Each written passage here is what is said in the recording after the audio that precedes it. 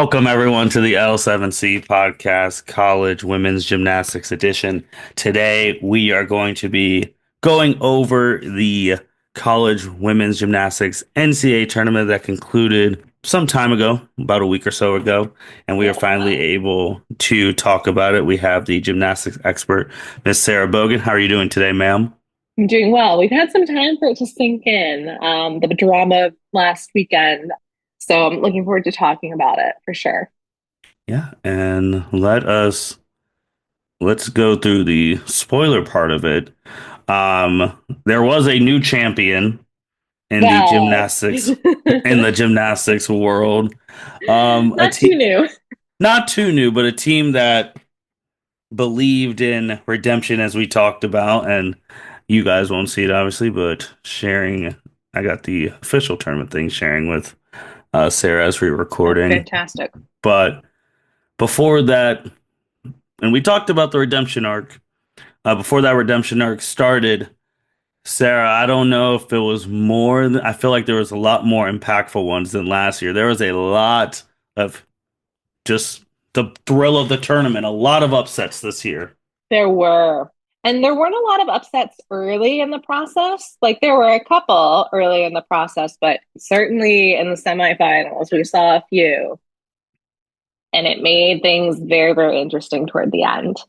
But um, So as not to bury the lead, yes, the Oklahoma Sooners have won their seventh national championship. It wasn't a perfect weekend for the Sooners. It wasn't a perfect weekend for any team, but there was the redemption story and just an incredible performance in the final that was undeniable for the Oklahoma Sooners. I have made the mistake before of betting against Oklahoma, and I made that mistake again this year. I fully expected, well, I didn't expect, but I was really hoping this would be Utah's year to take back the crown. I thought I was going to be wrong because I thought maybe LSU would take it again. I didn't really believe in this year's Oklahoma team as much, but they proved me wrong. And they won their seventh national championship in undeniable fashion. And it was just a treat to watch unfold. I don't know if you can really say that, like, betting against them. You bet against them for good reason. I mean, I think that's the beauty of like tournaments, especially in college, from going from the conference tournament to like the bigger tournament. They just lost the SEC championship. And they Like, didn't do well either. Like it's not like they were just edged out by LSU. It was they had a really rough outing. They seemed to kind of crumble under the pressure in a similar way to what we saw, like uncharacteristically, they did last year at NCAA championships. it wasn't like it was a month ago. Like if you were like, Mm-mm. oh, it was a month ago, maybe they get their stuff together. It was literally right before like the selection day and going into it. So I think, I mean, they didn't give you a reason to pick them to win this year besides of history and them wanting redemption. And honestly, like a little bit of sheer talent too. They are the most talented team there is when it Hmm. comes to just quality of gymnastics. When they stick their landings, they can't be beat because their gymnastics is that good. They just weren't sticking their landings this year, but they showed up in semifinals, weren't perfect in semifinals. They had a fall. They had a fall on beam in semis, but they came out in finals and they started on beam. And I knew as soon as I think every single one of them stuck their beam landings, Hmm. it was, I think that was when I knew it was rotation one of four rotations. And they did this incredible opening. And I knew, like, I knew it was going to be Oklahoma. They didn't have a perfect rest of the meet either. UCLA did a really great job, which we are going to talk about UCLA a little bit later. But in the end, Oklahoma won by 4/10, which is almost half a point, which is a really big margin in NCAA college gymnastics. So they, it was fun to watch this Oklahoma team do well because this is their seventh national championship. They're tied now with UCLA in terms of number of national championships. If you've just started recently watching Oklahoma gymnastics, in college gymnastics, it's easy to think, okay, like Oklahoma is the dynasty, but they are kind of a relatively recent dynasty. It wasn't that long ago that they were the new champion on the block and the new champion on the team. And now they're just like winning every time. But it didn't used to be that way. The longest dynasties in college gymnastics have been Georgia and Utah, each had 10 each. So Oklahoma now only has seven. They're not quite up there, but they're on their way to being a dynasty. And it seems like this is the current dynasty. So, Yeah, I mean they've won three out of the past four, 2025, 2023, and 2022. And then 2023 and 2022, they were back to back. We were talking about the three-peat until LSU stepped in. And then obviously they won in 2019. They also won, like if you go back to another three out of the past year four span, they won in 2019, 2017, 2016, and then 2018 UCLA won. So they've had these stits where they're winning if you just split it in like 4 year increments, three out of the four, and then another team wins, which is crazy. But I think, and we talked about this. Wow, I can't believe very first time we did this stuff and they won, or was it the mhm. second time? Like with KJ Kindler, and then like obviously I'm just a novice in this, but just from a sports perspective, it looks like to be a dynastic college gymnastics team, you have to have stability at the head coach position because the way I'm They looking have it. and the way I'm looking at it, like KJ has been the champ, has been the coach for these championships in the past, geez, X since their first one, 2014. Um, yeah, so they've been winning with her. Then just looking at the old Georgia team with Suzanne being the coach, the Alabama team that had Sarah as the coach. You talked about UCLA with Valerie as the coach. Like Utah had Greg. For me, it looks like to be one of those dynasty teams, obviously you have to have the talent. That's obvious. Mhm. But you gotta have the stability of head coach. Like if the head coach is staying there, It's they're able about, to yeah, recruit the talent and so on and so forth. it's about leadership, it's about coaching, Mhm. it's about recruiting, and it's about leadership. So for these gymnasts, like a lot of these gymnasts have, by the time you get to college gymnastics, you've been doing gymnastics your entire life, especially if you're in a Division One, especially top tier Power Five conference school. Like Right. these are world class athletes coming into college already. Mostly, and there are gymnasts, there are a lot of gymnasts who learn new skills in college and continue to grow and they become better and better gymnasts throughout their time. But for the most part, college gymnastics coaches, it's about helping them learn how to work as a team and to channel their gymnastics while they're learning to be adults independent in the world. And that's an art. That's something that talent alone can't get you.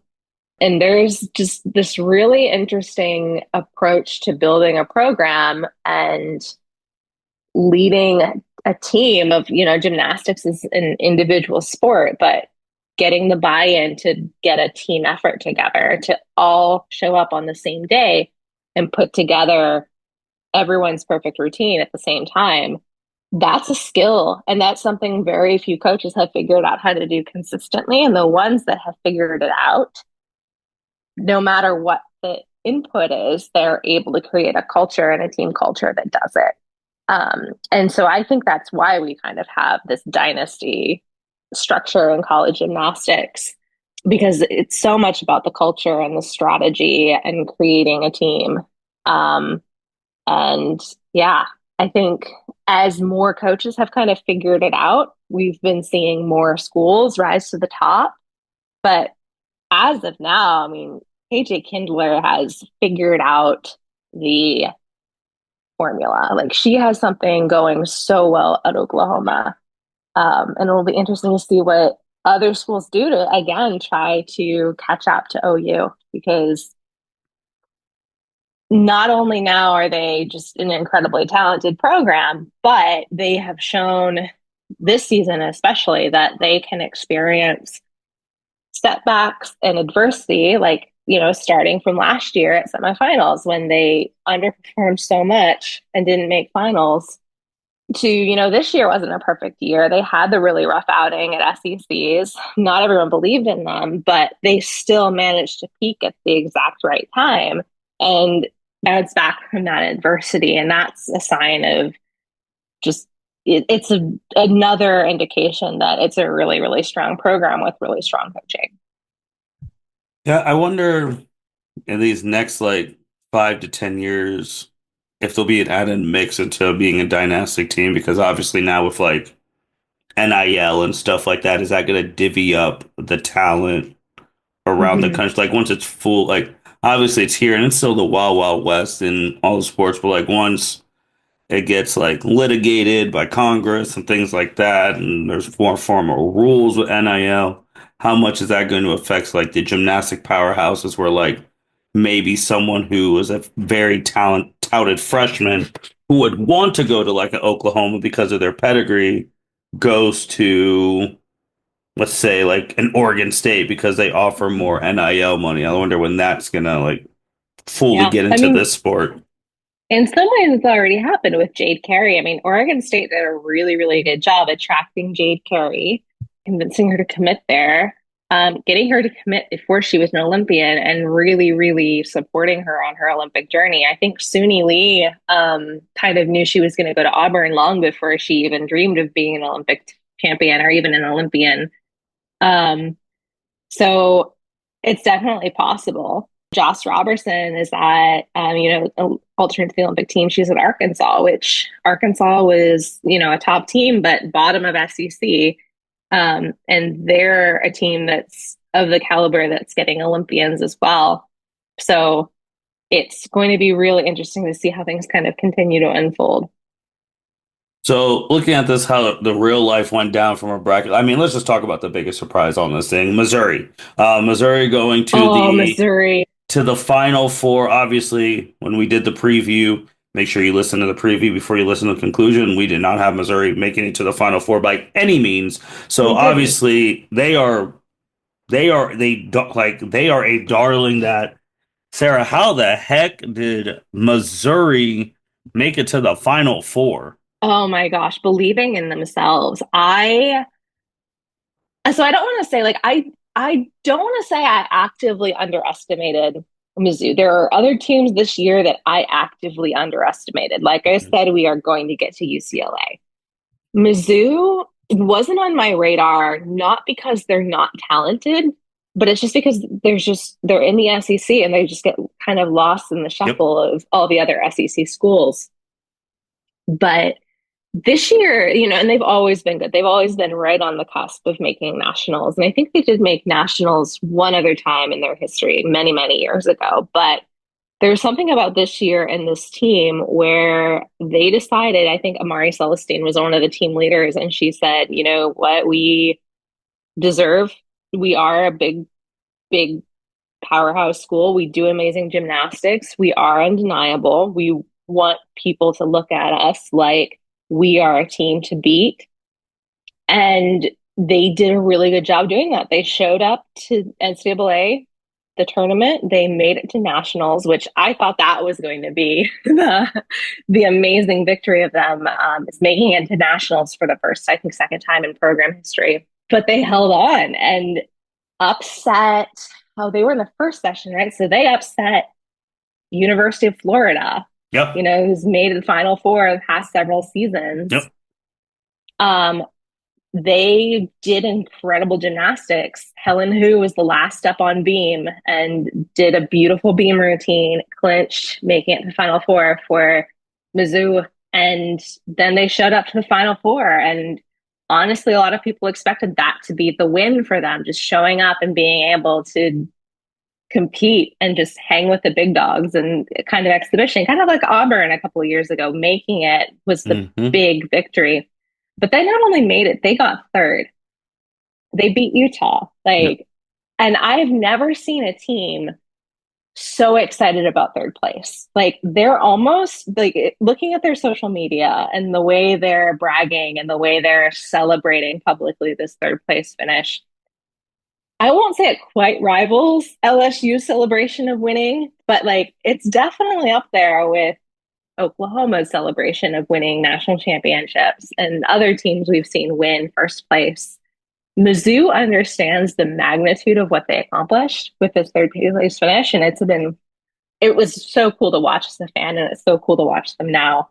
Um, we like I've talked before about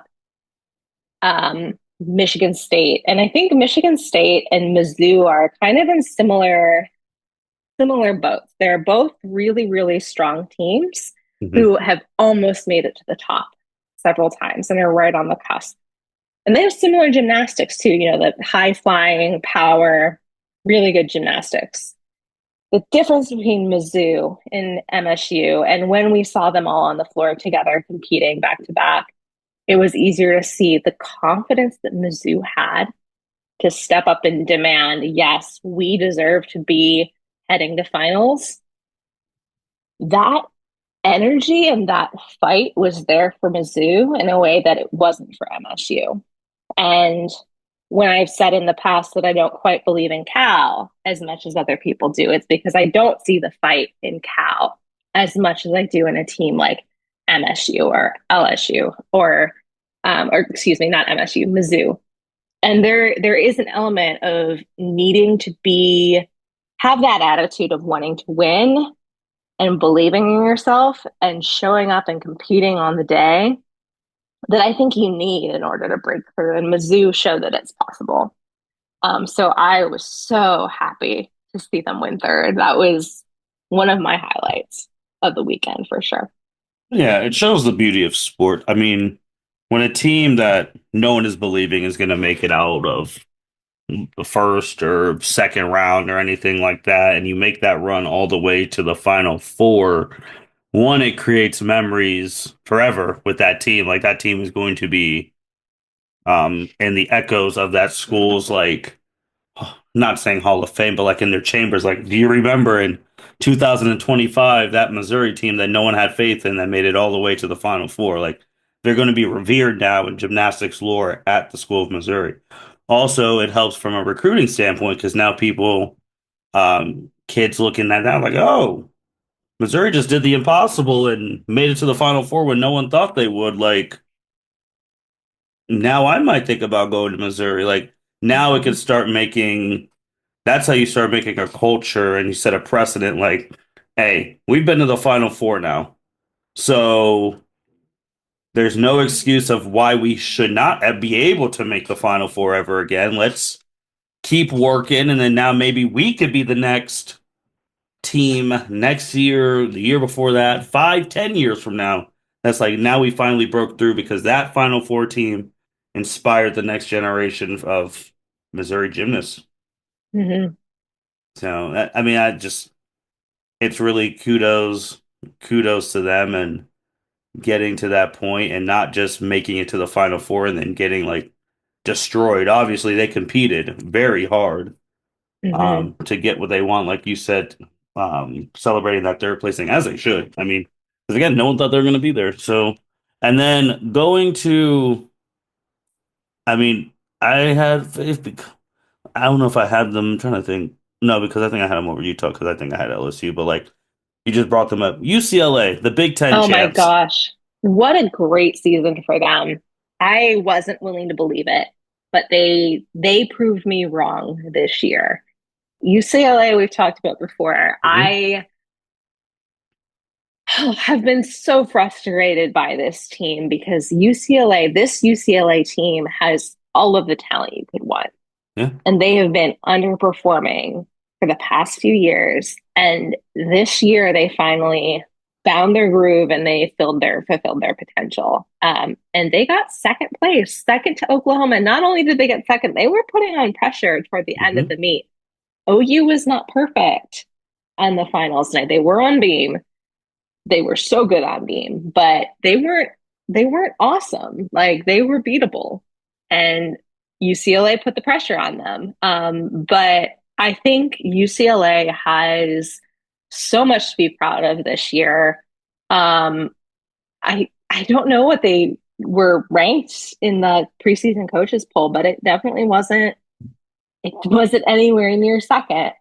And they were another one that I thought like making and nationals was going to be making it to semifinals was going to be their celebration. And then I thought, you know, edging out LSU in the semifinal and making it in the finals was going to be the thing that they celebrated. But they're national runners up and they are showing that they have always been this world class team. Week one, they were ranked 12th. Hmm. And I think, and even then, like I remember watching that meet and seeing the score and thinking, oh, there goes UCLA again, like underperforming as usual, but they are back. I think a lot of their struggles have been cultural. You know, they had the Chris Waller situation. I think something that I don't know if I've mentioned this before, but I think having Jordan Chiles gone for a season was really hard on them because Hmm. she was just kind of the cultural leader, an energetic leader. Um, and having Jordan gone, I think, was hard on them. And it's really evident that having Jordan's leadership back has just been the shot in the arm that they needed and inspiration that they needed to kind of pull it together and live up to their potential. We do get one more year of Jordan Chiles. I'm really excited to see what that looks like and how that pans out. But I think in the future, it's also going to be really interesting to see how UCLA adapts to Jordan Chiles graduating and who's going to step up into that role of leader. Because UCLA is an emotional team. They're a passionate team. I think emotional sometimes has a negative connotation, but they are passionate. They've always been a really like passionate team that holds their emotions on their sleeve, both positive and negative. And Jordan has been really good at helping channel that positive energy in a good direction. So as long as Jordan's there with her leadership, I think they're going to keep thriving. And what I'll be looking for in the next year or two is seeing kind of who's the next leader at UCLA to kind of step up and continue this culture, this cultural shift that they've built, and help them continue to kind of compete at their potential instead of below their potential. So those are my thoughts on UCLA. I'm so happy for them. So happy for them. And I think with UCLA, I think on the flip side of them, obviously thinking 2 years from now what they're going to be without Jordan, Hmm. that's in the back of their mind. But right now, after getting second place, I could tell you right now, on the back of their minds is they're thinking all in next year to win. They see the vision. Like you said, they applied pressure. Oklahoma was not perfect. This Oklahoma final score is not even if they went against the Oklahoma teams of literally the past couple of years, they would have lost to the same Oklahoma Hmm. team. So they're like, we can beat them. We were right there. Just got to tighten things up. And that's what UCLA is going to be thinking about from now until we do the preview in December. We got to win the championship. Absolutely. We got to send Jordan Chiles out as a national champ. That is what that's the focus. Yeah, I agree with you. I wholeheartedly agree with you. I think another thing that I noticed about UCLA is how how upset they were, how sad they were Hmm. when they got second. And I Because saw a team like that previous, and that was the team that we'll talk about them. That's how LSU and Florida was feeling losing those Oklahoma teams, and obviously Mhm. LSU broke through. So I'm Yeah, starting to see it. but UCLA was like they outperformed themselves so much by getting second, but they were still devastated by not Hmm. winning. And that, in my experience as a gymnastics fan and just a college, or not college, but just sports fan in general, the people who almost win and are noticeably the most upset about it, they are the ones that you need to look out for. So I am going to be predicting big things for UCLA next year. I think they've got hearts of champions, and I think they're going to be really, really fun to watch as we move forward. Like they Well, were more upset winning second than LSU. Like they seemed more upset than LSU seemed about not making the finals. that's because they got a And I chip think that's next and year. But I think that's very telling. I think with UCLA too, it's like we're saying like they outperform themselves. They don't think that at Hmm. all. I could, as a competitor, they do not think that at all. They're thinking they didn't Hmm. do enough. They underperformed while any pundit will be like, oh my gosh, you guys overperformed. No one thought you would be here, they would say, we did. We thought we Mm, should have won. We did not win. So that is why we're upset because we know if we were the best UCLA team that we've been, if we would have been at our peak, we would have beat Oklahoma. That would have been us. That's what they're feeling as competitors. So that's why next year, I mean, just gear up. If no injuries aside, like they are going to come in very fiery. hmm And then you brought them up, the last year champs, LSU, who has represented the sport when they won the title, made it all the way, won the SEC championship, was the overall number hmm one seed first time. So they are doing everything they need to do as a returning champ to defend their crown. Unfortunately, they did not make it to the Final Four this year, and I mean they didn't do it. And when we talk about Jordan going out next year, now officially the most popular sport is gone. So, what are your thoughts on LSU? They just came up short and tried. I know they wanted to get to the Final Four and defend it there, Yeah, but they couldn't. But what are your thoughts on? Still, they had a great season. Still made a lot of history. They just came up short, and now Olivia absolutely. Dunne leaving the sport, and we talk about who's going to be like the leader at LSU. Who's going to be the face of college gymnastics now? Because even though she wasn't the Yeah, best or gymnast, Livvy Dunne was the face. and the face, I think what Livy was not just the face of gymnastics, I think more so she's been the face of women's college athletes and Hmm. NIL since Yeah. the NIL's inception. Yep. And it's going to be a bummer to see. It'll be interesting to see what happens as she moves on. But as far as LSU,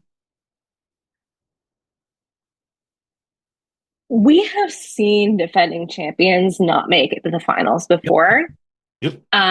Most, recently last year, Hmm. it was Oklahoma. They struggled. They didn't make it to finals. I was really worried we were going to see something similar with LSU to what happened with Michigan the year after they won their first national championship. Defending that pressure of defending made them.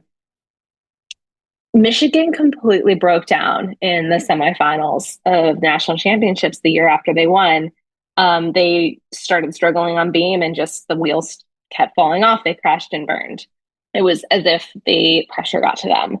The situation with LSU in the semifinal wasn't really that. Like, it's not like LSU completely crumpled under the pressure and had several mistakes and they were out of it. Like, they were in that competition, that semifinal, start to finish, just like any other team in it. They just were edged out by UCLA. Granted, they weren't up to their potential. They weren't sticking landings. Haley Bryant wasn't amazing as she normally is. Aaliyah Finnegan, I think, fell off beam. And she's usually, a top scorer for them. So they weren't quite themselves, but they also weren't terrible. Like, they weren't, it's not like they super underperformed. It's not like they cracked under the pressure. It's just they just weren't awesome enough that day. And I Hmm. think that's kind of interesting. Like, they still competed, they still showed up and did their job, but they were just barely edged out. We saw something very similar with Florida. They were just barely edged out by Mizzou because, Leanne Wong wasn't on the whole time. They weren't, Selena Harris wasn't as awesome on volley. She kind of struggled on her landing. And all those things added up, and we had Mizzou pushing past them. So it was nice to see that there can be upsets in college gymnastics without, a favorite team totally going off the rails. So it will be interesting to see how LSU bounces back from this. I think LSU has done a very good job with recruiting. Hmm. Livvy Dunne has helped for sure. Hmm. Um, they have very good people coming in. I think Hesley Rivera, Olympian, is committed there for I think 2 years from now. And they're going to keep getting the top talent. I'm not concerned about them there. They have a very strong roster, seniors all the way down to freshmen. I think they're going to continue to be contenders. I'm not concerned about them as a program, but it will be interesting to see how they handle not making it to Final Four again after having won. And this is going to be a different mental game for them than it was for Oklahoma because it's not like they had an Oklahoma performance. It's just like they just barely didn't make it. So will the desire for redemption be as strong, or will the pressure of redemption be as strong as it was for people like the Oklahoma team? So yeah, that'll just be an interesting storyline to focus on and kind of see next year. Yeah, we'll see. Because I mean, like LSU, before they finally said enough's enough and finally broke through the proverbial glass ceiling, I mean, they were runner-ups a lot these past like 10 years. Runner-up in 2019, runner-up in 2017, runner-up in 2016, Mm-hmm. runner-up in 2014. And like I said, when at the end of 2 years ago, when Olivia Dunne officially announced that they want to win this national championship, they got tired of losing to the same team. Like they Mm-hmm. kept losing to the same school of Oklahoma, and then they finally broke through and won, and now it's going to be like, okay, when you reach the top, which KJ has proven, reaching the top is hard. It is extremely hard. Staying at the Yes. top is harder. How do you stay at the top? Eventually, you're going to fall like Oklahoma did last year, but then with her experience and all them, they again, they did not win their conference, any of that, but the tournament time, I would just say they made less mistakes than the other teams. Like they did Yes. what they had to do, they made less mistakes, hence why they're sitting here at their Boomer Sooner national champs going crazy, and they get to hold that all the way until December of 2025 when previews and all this starts again. And it'll be very interesting because what's going to keep them driving too? Like, do they want to try and get another back to back? Do they want to try and finally get a three-peat? Do they want to? Mm. UCLA is going to Always. be pumped. UCLA is going to be pumped up. You obviously don't know what other teams are going to be pumped. We talk about LSU being disappointed they didn't get the chance to fully defend in the Final Four. You know, Florida's sick to their stomach because they're another Oh my team gosh. For that kept Florida. losing to Oklahoma 2023 and 2022. They were runners up to Oklahoma, and for them not to make it to the Final Four where they've been living these past couple of years, and Hmm. for a team like Missouri to take that spot, they're going to be highly more motivated as all too. So all I'm saying in hindsight, like just be next year will be very interesting because I don't know who be ranked where and all of that, obviously, because we're not fortune tellers, but I can guarantee you when it gets to this time next year, it will not be chalk. There will be upsets, and we'll see who's the last team standing. Yeah. Yeah, I think the future of women's college gymnastics is still very healthy. It's still very bright. And it's very competitive. And there are going to be lots of storylines for us to follow years to come. So I'm definitely excited about that. I do want to make sure we mention Utah because they're the only Yeah, of the Final Four teams we haven't your mentioned yet. They were, squad. yes, they were my pseudo home team. They were my pick this year to win. I think they certainly had it in them. They actually had an incredible performance in semifinals. I think they actually had the highest score out of anybody. They won their semifinal. They also had the highest score out of both semifinals. Um, they showed up on semifinal day, and granted, they had a tough semi. They had LSU, and like it was always going to be tight between LSU, Utah, and UCLA. Hmm. So like I think they knew they had to show up and do really well. They performed so strongly. Um, they had a performance as a team that I think if they had done that in finals, they could have, kind of rivaled for the championship because their bars routines are they were sticking their discounts on bars. They were really strong on vault, which we've been seeing the past few years. The teams that fall apart tend to fall apart on vault. And it's very hard to stick landings in NCAA championships on vault because the adrenaline is just so hard to control. You see really good vault teams kind of crumble at nationals, and Utah had an amazing performance. Like probably one of the best, I think one of the best performances as a team on vault at nationals. Um,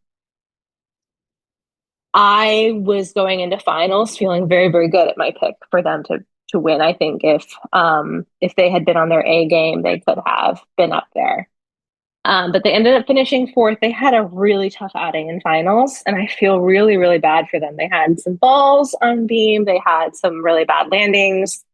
The biggest disappointment for me of last weekend was seeing not UCLA, Utah, um, just really underperforming to their potential in finals. And I did really believe in this team. I think their new coaching staff, their new head coach, is doing a really good job. But I think it's going to be a question of pacing.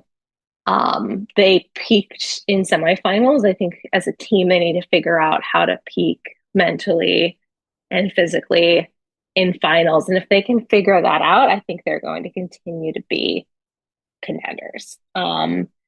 They have strong gymnasts.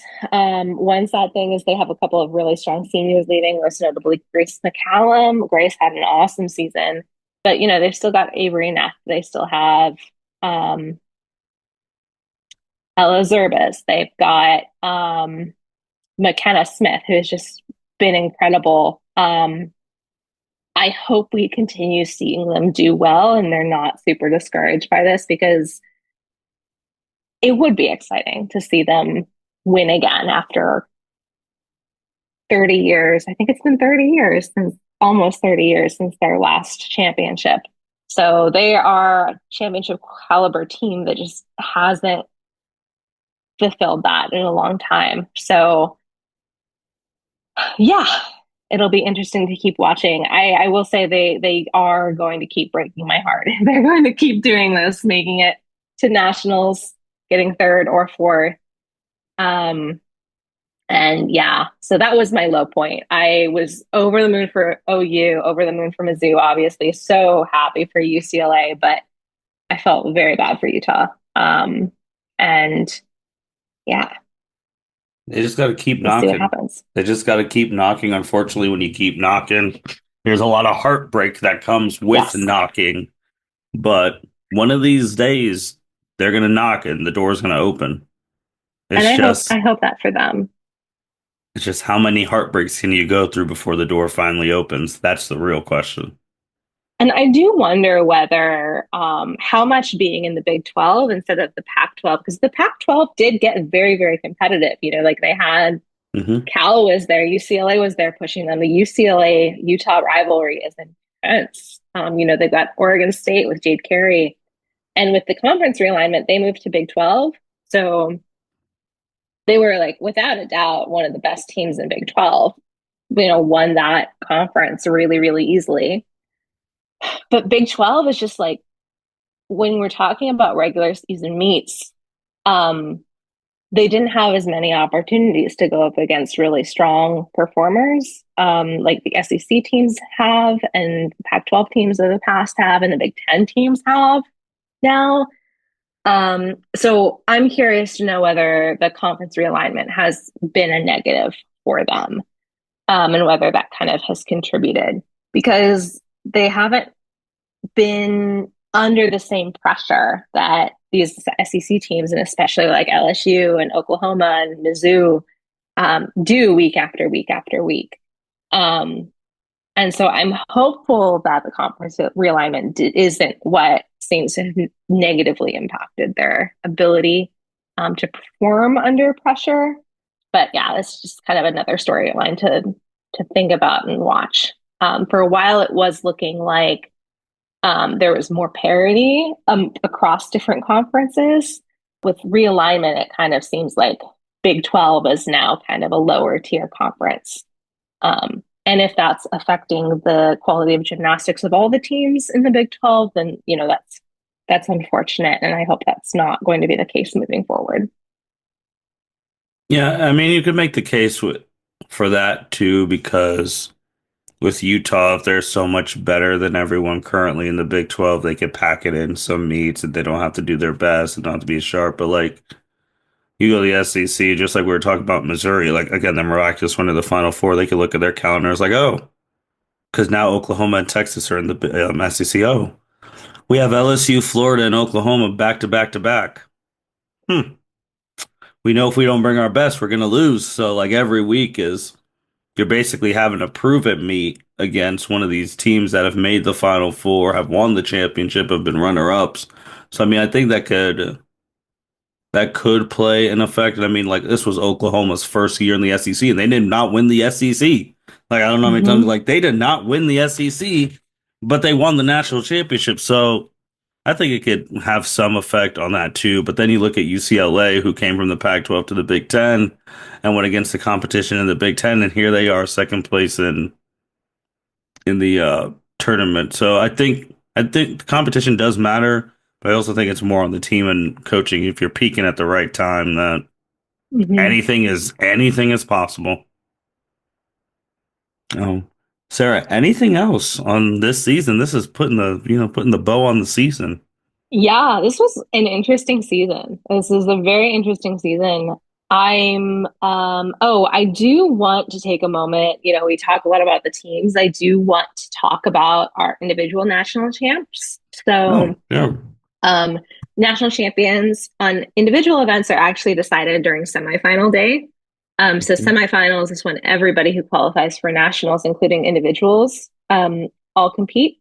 And at the end of the day, the top score on each event in across both semifinals are declared national champions, and that's how the individual rankings are determined too. So our all-around champion is Jordan Bowers of Oklahoma. She just killed it, did amazing.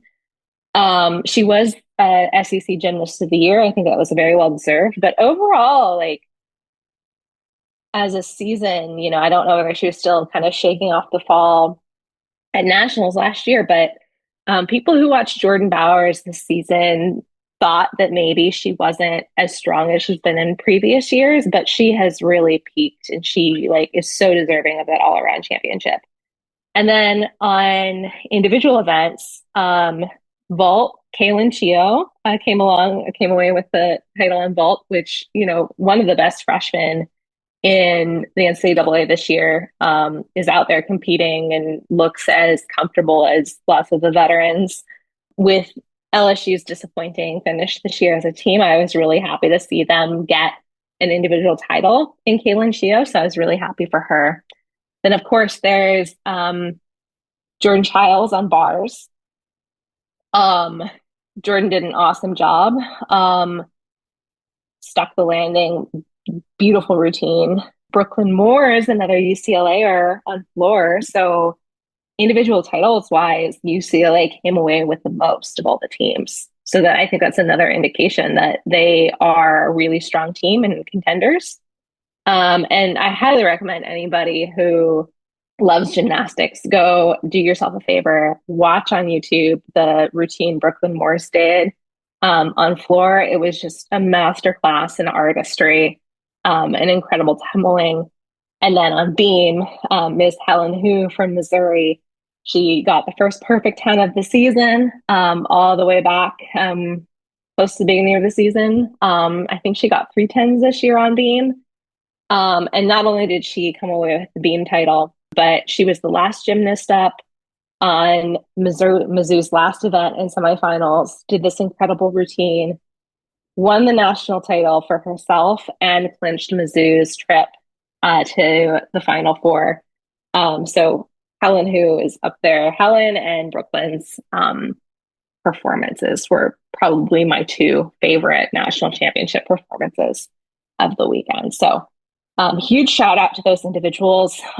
Very excited. I can't disagree with any of them. I think all five of these gymnasts were extremely deserving. I wouldn't have chosen anybody else. So yeah, I'll leave it at that. I think there are a lot of teams, like I said, teams that prove me wrong. UCLA, especially.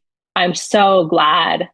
I'm so glad I was wrong about UCLA this year. I'm also really glad, you can't bet against OU, but I was kind of betting against them this year. I'm glad they showed up as themselves and pushed to the finish this year to get their national champion crown back. Very grateful that they proved me wrong.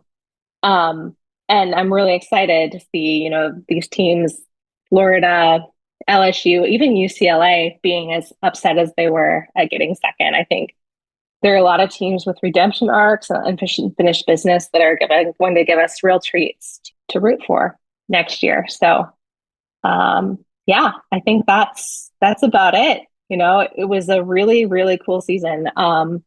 Question for you, Martin. What did you think of the season in comparison to what do you think? I'm curious. What for you has been different? Like, is there anything that set this season apart from other seasons we've followed together?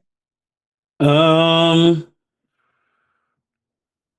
Obviously, this tournament there was a lot more upsets, a lot more impactful, like WTF upsets. Obviously, Missouri leading that way.